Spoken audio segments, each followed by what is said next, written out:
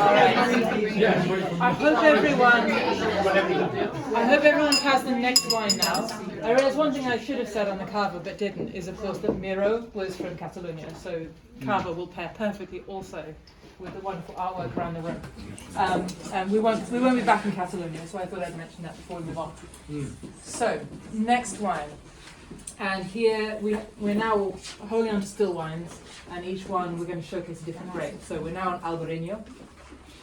And this is from Galicia, which is right in the northwest corner of Spain, just north of Portugal. And this area, really during the late 70s, early 80s, a small group of winemakers began making quality wines from really local grapes in this area. So if you remember back to the history, a lot of very bad wine up until the end of the 70s, and so that was really the time when Galicia began to start appearing as a really good wine region. And the majority of grapes that are grown in Galicia today, unlike actually a lot of Spain, are really still local to the area, which is lovely. It's very mild, it's a very maritime climate, a lot of rain, quite English in many ways. And the area or the denomination is Rías, Baixas, which I've got here. So there are other maps, this is blown up around the room, but it's the pink area here, Rías, Baixas. Yes, of course. Right on the coast. And what Rías, Baixas means is submerged river valley. So there's a really beautiful indented coastline, very steep slopes, it's absolutely stunning. Very difficult place to make wine. It's a place to make wine if you are determined. And you can make wine in this area from red and white grapes, but essentially it's 99% white, and of that it's 90% Albariño. Albariño is really thought to be from this area, this is its home. Portuguese might disagree, but I think it's generally thought to be from Rías Baixas. And there are a lot of small family, good quality producers in the area.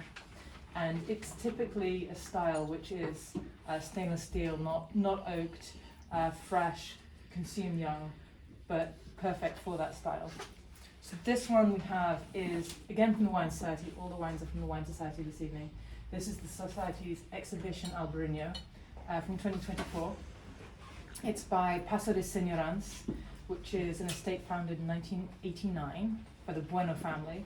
It's now second generation, and in this case, unlike the previous wine, 15% of the fruit comes from the family vineyards, but the rest is all from vineyards. I think 200 contract growers that they work with and have worked with over all of that time, so it's actually very tightly controlled, even though they're bringing in grapes from other places. And the winemaker, Ana Quintela, has been there for 20 years.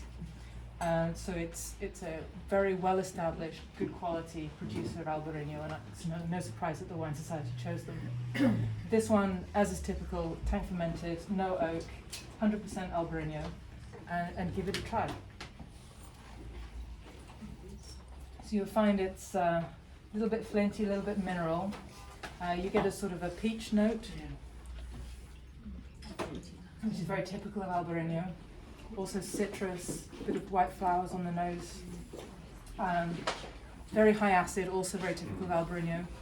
Even a little bit saline, and sometimes people think that you get that saline quality in vineyards that are really, really by the sea. Bit grapefruit maybe. Just a really good acidic fish, shellfish, seafood kind of wine. And so I hope you enjoy.